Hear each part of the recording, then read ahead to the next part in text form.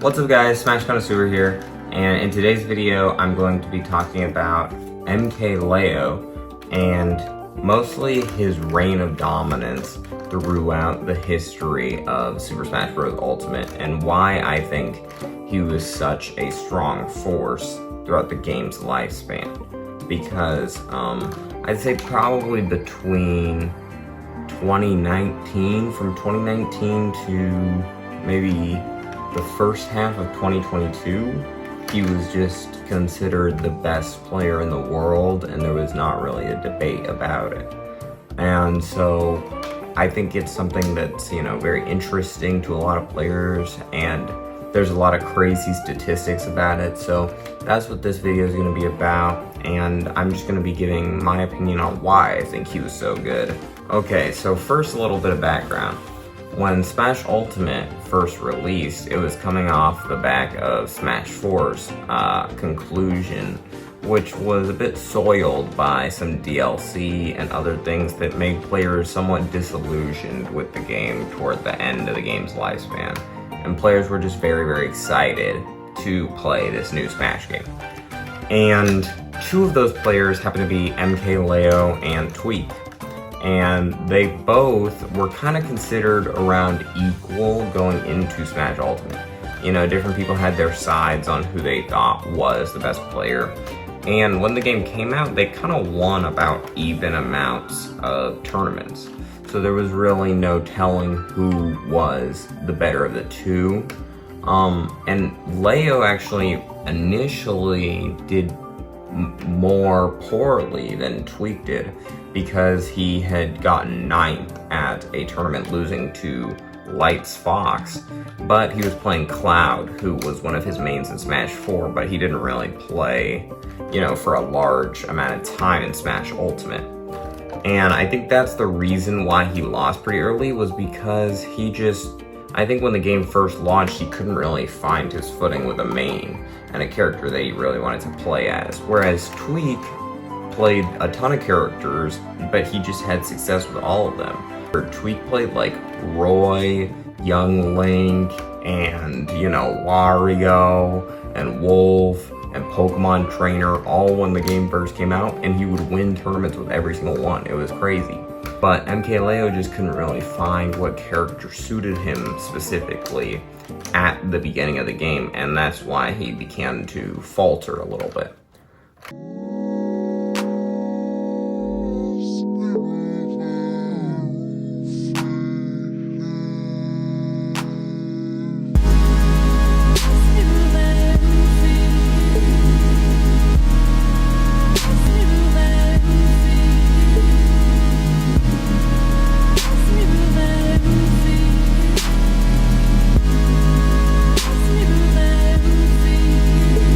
First Genesis of Smash Ultimate, Genesis 6, Leo played as Ike and Lucina, and he just dominated that whole tournament.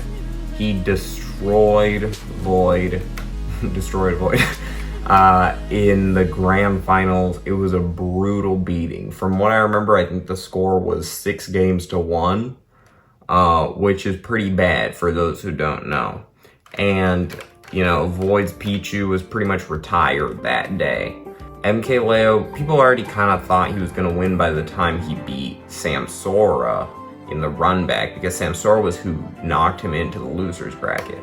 And oftentimes, once you can beat the person who beat you, there's really nothing that can stop you.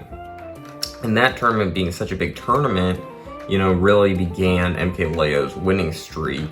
And Tweak kind of really took the default second spot in that rivalry, because, he didn't even top 8 Genesis 6. So it really wasn't necessarily a good showing for Tweak. But Mkleo would actually go on to continue to win large tournaments for the rest of 2019, leading up to the biggest tournament in 2019, which is going to be EVO. Now, I think obviously the big thing that made Mkleo so great during his reign at the top was the fact that he had this insane comeback factor. one of his matches was against a player named Kameme, who is like a Japanese legend. And, you know, right now he plays Sora, but at that time he played Mega Man. And he was cracked at Mega Man, and he beat Leo, and it was a crazy upset, because he beat him pretty early on in the tournament. And a lot of people did not see that coming. But, you know, people were like, man, is the best player, like he was rank 1 in the world, is the best player really gonna just get out of this tournament super quick? He did not do that. He just kept winning in loser's bracket. And, you know, he would have close games. It would look like he was gonna lose. Every time he would win. It was insane. And, you know, there was just nothing, you know, people didn't know what to say or what to do. He made his way all the way to grand finals. And Tweak actually was there in the winner's side of grand finals. And Mkleo looked like he was going to lose because Tweak only had to beat him in 3 games or 1 set. But Mkleo had to beat him in 6 games or 2 sets.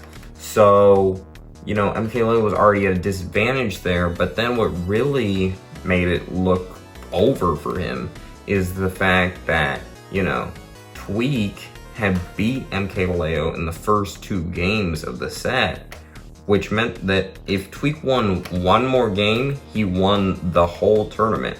But Mkleo would have to win 6 games in a row, or at least 3 games in a row to be able to reset it into a second set. Well, he did do that. He won 6 games in a row. And it kind of started this, you know, trend of if Mkleo is down 2 games, you know, it's over for you, you know? And that's really what made the legend of Mkleo what it was. Then going into, you know, future tournaments, it would begin to kind of become a theme that would continue. As, you know, maybe Mkleo would face off against Zachary at Super Smash Con. And Zachary actually got a 2-0 lead on Mkleo in terms of games. Well, what do you know? He gets reverse 3-0'd. And he, you know, crashes to his knees and he starts crying and it's really sad. But, you know, what can you do? Dread it, run from it. Mkleo comes all the same. And, you know, the same thing would happen, fast forward, through all these tournaments. Mkleo he would be looking like he's about to lose, and then he just wins the whole thing.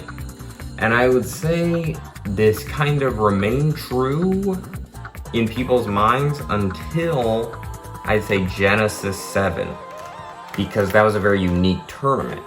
Mkleo got knocked into the loser's bracket early by Samsora, which was not, you know, necessarily a rare thing to happen to Mkleo. Mkleo's in the loser's bracket, he's tearing it up, and in the winner's bracket, you have a player by the name of Mars, who was on an organization called Panda at the time. And, you know, Mars is just destroying people. He even beat his Panda teammate, Esam. He makes it all the way to the winner's side of grand finals. And he meets Mkleo there in grand finals. Mkleo on the loser side, obviously. And Mars does what has happened many times before, which is beat Mkleo the first 2 games back to back.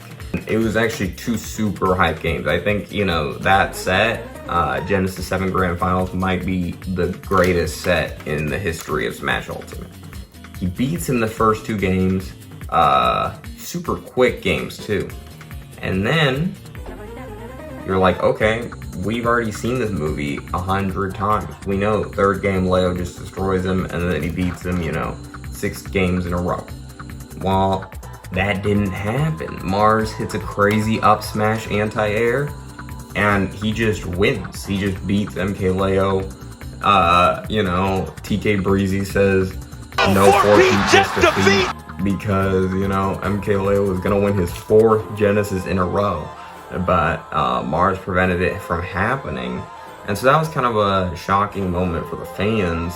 because they just kind of saw Mkleo as being like invincible.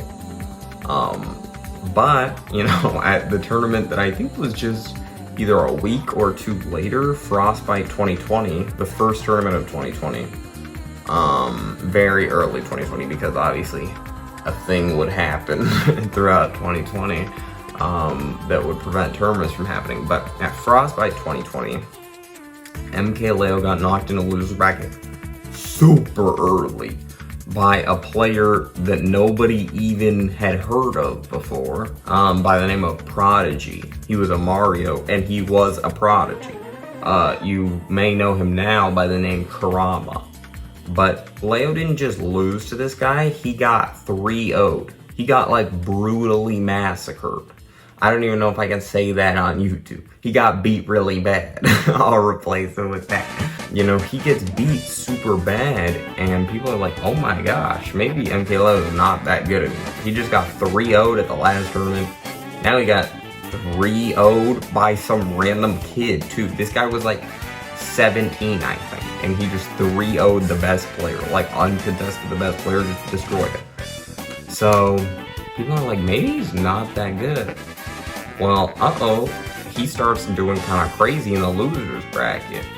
He just starts beating everybody, and like, these are top players, you know, these are like, Zach Ray goes up 2 games on him, beats him 3 games in a row. Tweak goes up 2 games on him, beats him 3 games in a row. So this is just building up that status of Mkleo will defeat you if you go up 2 games on him. You just can't do it. You're not allowed to.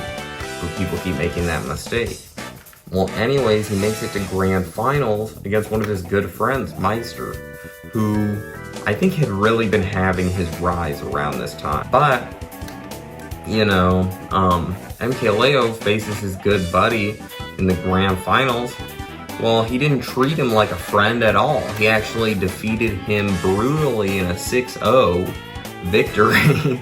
5 games in a row, beat him with Joker, and then he said, you know what, I don't even care about this, and he switched to Byleth, the new character, the new DLC that had just come out. He played as him, he had barely even played him before, and he just beat his friend with this character just to be like, man, I'm that good, I can just beat you with the new character. And, you know, it kind of aged poorly because he ended up maining Byleth later. But at the time, we were like, no way, the new character, you know, and people thought Mkleo sucked at the time. So it was just really a crazy sight to see. During the online era of Smash, Mkleo's results really plummeted. Just because Wi-Fi was not built for, you know, all of his strong suits, and this game was not necessarily built to be competitive online. So, you know, his results were way less consistent. When the tournament known as Smash Summit 3 happened for Smash Ultimate, Leo was there, he was in attendance. A bunch of new players were there also, you know, Spargo, Cola, Aaron, you know, whoever it may be. But, you know, Mkleo was in attendance, and he was just as good as people had remembered. He was destroying the competition until he ran into Tweak, who was the only player he did not defeat at the tournament. He got second place to Tweak, and Tweak 3-0'd him in every single set they played with each other, which was crazy. Mkleo didn't even take a game off of Tweak the whole tournament. And people were like, maybe, you know, Leo's not #1 anymore. There's even a Mars video analyzing the tournament after Smash Ultimate Summit 3. And he was saying how he got together with a bunch of pro players, and they were talking about how, to be honest, Tweak might be the best player in the world when they had seen Tweak just destroy Leo like that. So I was talking with some top players, some good players. We basically had this like conversation like, Tweak, right? Probably currently the best player in the world. And we all kind of just agreed, especially after seeing how like unstoppable he was at Summit. We were all just like, yeah, like it's pretty likely that he's the best player in the world. Until that next tournament. Then I saw this set and I was like, nah, Leo's just still different. You see, the next tournament was called Riptide, and Leo was there. He was in attendance, and he just destroyed everybody. He destroyed Spargo. He destroyed all of his rivals. He made it to Tweak in the grand finals. He beat Tweak in the winner side. It was super close. Tweak beat him the first 2 games, and then he beat him back the next 3 games in a row. And it was super clutch. And then grand finals comes around and he 3-0s Tweak. He brutally beats Tweak. It was, you know, a sick moment. He's like hugging his coach and stuff like that. And, you know, it was just a cool moment because it was like, you know, the return of Mkleo. And he really did return because he would go on to win all these big tournaments, defeat DeBuzz, you know. Even the tournaments he didn't win, like the Lich 8.5, he got 2nd place. And he was really showing that he was here to stay. And I would say that reign of just, you know, untouchable Leo went all the way until Smash Ultimate Summit 4, which was a very interesting tournament because it had a unique player in attendance known as Proto Banham. Now, this guy is super cool, in my opinion. This is like a top 3 favorite player of mine, Proto, and I think he's super cool. I love the way he plays with both Min and Lucina, and he's just super duper good. He's like one of those like legends that will like go down in the history of the game.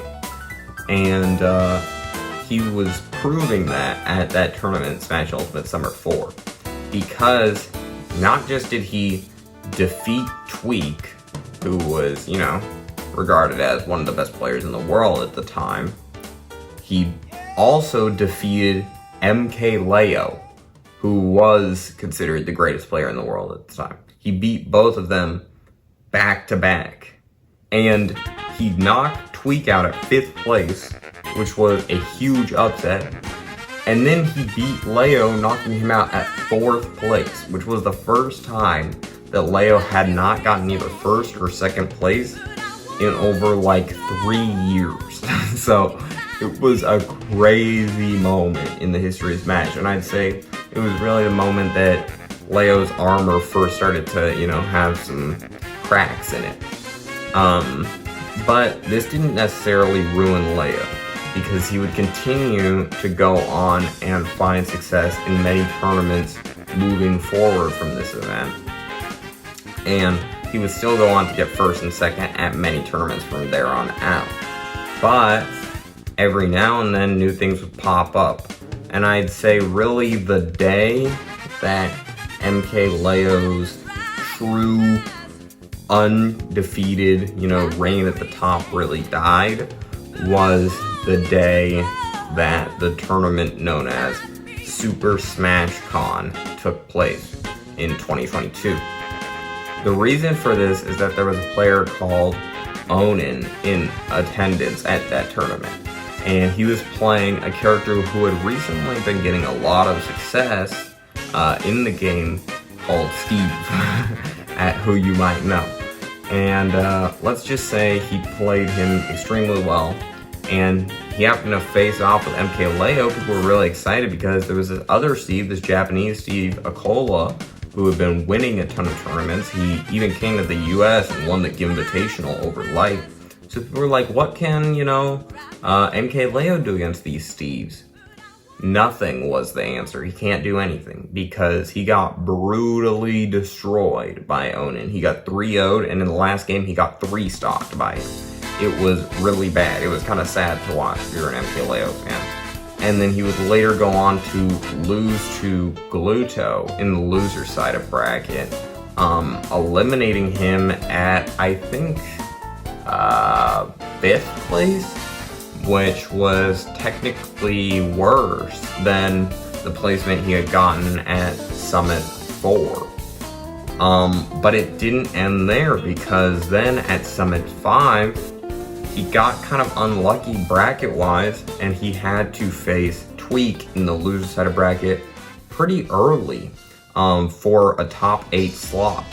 And Tweak ended up beating him in probably like their greatest set that they've ever played. Also a contender for the best set in the history of the game. And super close set, but Tweak ended up barely squeaking it out at the end with the monkey punch. And, you know, Mkleo got out at 9th place. And people were like kind of shocked that, like, you know, it was almost like he was outdoing himself with, you know, how low he can go. And I'd say that kind of continued. He would get, you know, huge wins every now and then, like the Ludwig Smash Invitational. But for every, you know, one big win he would get, he would start to get a couple, you know, worse placements. Every now and then, like a 13th or something like that. Not to say that Mkleo isn't good anymore or anything like that. I love Mkleo, and he's one of my favorite players for sure. And I'm always rooting for him. But that's just to say that, you know, that peak reign of him has kind of passed.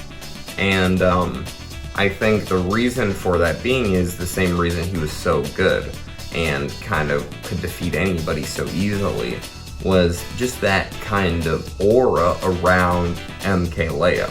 You know, he had a super strong advantage state, super strong neutral, all of that. But really, I think what made him so good was the fact that everybody knew you just can't really beat this guy. Especially if you're already up 2 games on him, you know how it goes. You're about to lose. Everybody knew that.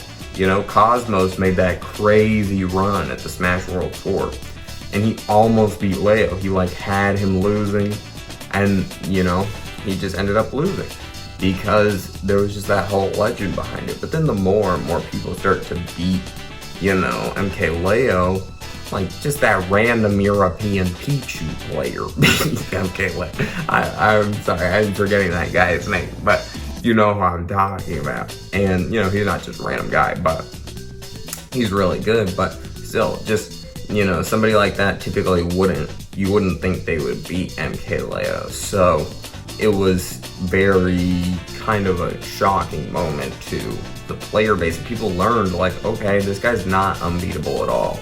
And, you know, if we're good, we can beat him. And then they started to do that. So I think that's really what made Mkleo the unstoppable force he was. And it also led to his demise, you know, in the long-term scheme of things. So, yeah, leave below in the comments if you guys agree with that. And I hope you guys liked the video. Be sure to like, comment, and subscribe. And thank you.